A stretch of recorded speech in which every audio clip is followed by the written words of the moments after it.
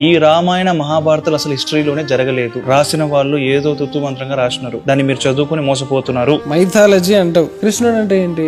ద్వారక, మథుర, లేకపోతే భగవద్గీత. జనాలు కామన్ గా మాట్లాడుకునే థింగ్స్. మథురాలో కత్తి లాంటి ఎవిడెన్స్ దొరికింది. ఏకంగా 7 అడుగుల శిలాఫలకం దొరికింది. దాని మీద వెరీ క్లియర్లీ వాసుదేవ్ మహాస్థానం రాసింది. వైశంపాయనుడు మహాభారతాన్ని తక్షశిల యూనివర్సిటీలో జనాలందరికీ చెప్పాలి అని చాందోగ్య ఉపనిషత్తులో ఉంది. ఇది మన హిస్టారియన్ హెచ్సి రే చౌదరి గారికి దండం పెట్టాలి. దేవకి పుత్ర కృష్ణ అని రాసి ఉంది. ఫస్ట్ మెన్షన్ ఆఫ్ కృష్ణ అన్నాడు. మరి ఏమంటారు? ఎవడా మైథాలజీ అని పట్టుకురా నా దగ్గరికి. డైరెక్ట్ గ్రీక్ అంబాసిడర్ విదిశ అనే గ్రామానికి వచ్చి ఆ రాజుతో మాట్లాడి ఒక స్తంభాన్ని ఎరెక్ట్ చేస్తాడు. హీలియోడ్రస్ పిల్లర్, లేకపోతే కంబా పిల్లర్, వాసుదేవ్ పిల్లర్ పేర్లు ఉంటాయి. 2 శిలాపలకలు దొరికాయి. నేను ఎక్కడి నుంచి వచ్చాను, నేను so and so. Greek ambassador Heliodorus రాసుకున్నాడు. 2వ దాంట్లో షాకింగ్ మహాభారతానికి సంబంధించిన కోట్స్ ఉన్నాయి. ఇంకెక్కడి నుంచి వచ్చాయి? With proofs. ఎవడరా మైథాలజీ అనేది మహాభారతాన్ని